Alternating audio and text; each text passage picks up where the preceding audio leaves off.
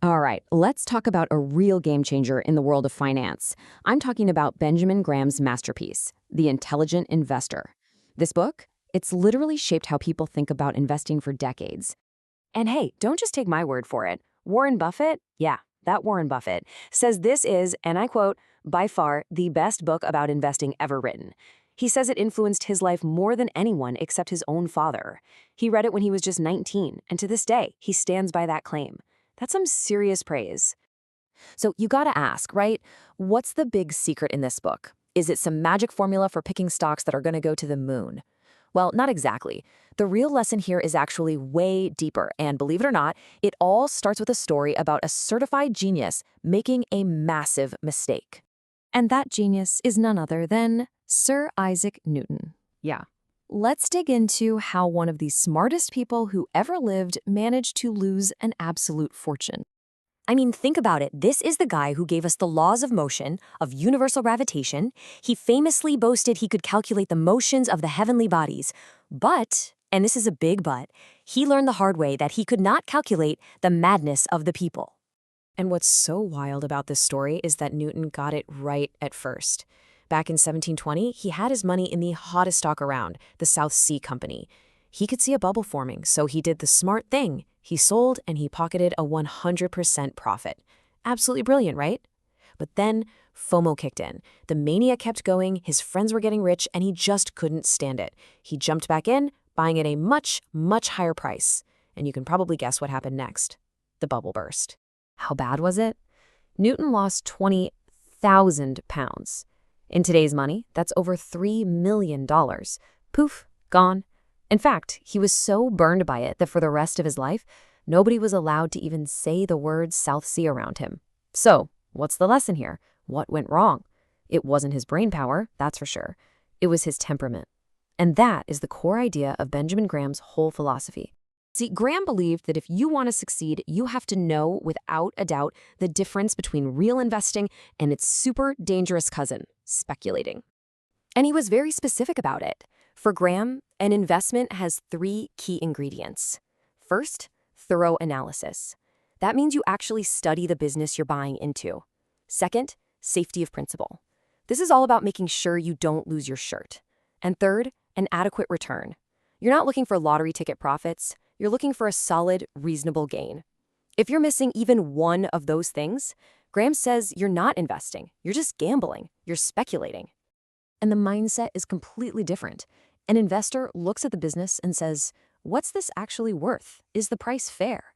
But a speculator, they look at the price and say, oh, it's going up. It must be valuable. Just like that frantic crowd back in Newton's time. So you see the difference? The investor profits from the market's craziness, while the speculator gets swept up right in it. And this right here is exactly why Graham's idea of an intelligent investor has almost nothing to do with being a super genius like Isaac Newton. For Graham, being intelligent in investing isn't about your IQ score. It's not about how well you did on your SATs.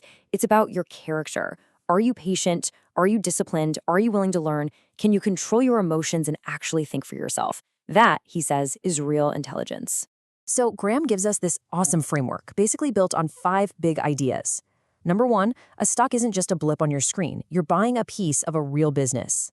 2, think of the market like a giant pendulum, always swinging back and forth between crazy optimism and total despair. 3, your job is to use those swings. Buy from the pessimists when things look bleak, and consider selling to the optimists when everyone's euphoric.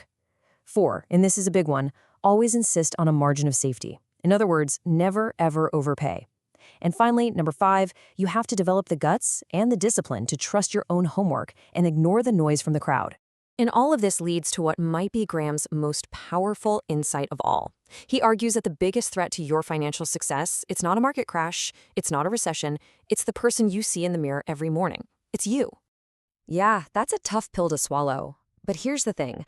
Graham realized that most people lose money not because they pick bad stocks, but because they can't get a handle on their own emotions. We've all seen it, right? People buy high when they're greedy and terrified of missing out, and then they sell low when they're panicking. It's a classic self-defeating cycle. But the intelligent investor, they learn to be different. They build up the discipline and the courage to just stand apart from the herd. You make a conscious decision not to let the market's mood swings control your destiny. You focus on the one thing you actually can control, your own behavior. So, when you boil it all down, what's the secret? It's not some complicated algorithm. It's not a hot tip from a guy who knows a guy. The real secret to your financial success? It's already inside of you. And Warren Buffett actually sums up the whole book with two simple, powerful ideas. First, you need a solid game plan, an intellectual framework for how you make decisions. That's the stuff we just talked about. But second, and this is just as important, you need the emotional discipline to stop your own feelings from wrecking that game plan. And that really is the heart of it all.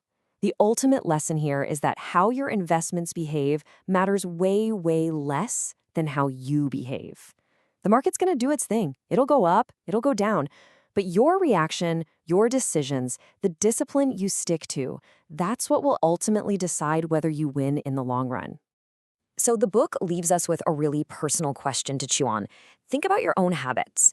Are you acting like a disciplined, patient, and thoughtful investor? Or are you getting caught up in the emotion and impulse of it all? To put it another way, are you building your own wealth, or are you just feeding the market's frenzy?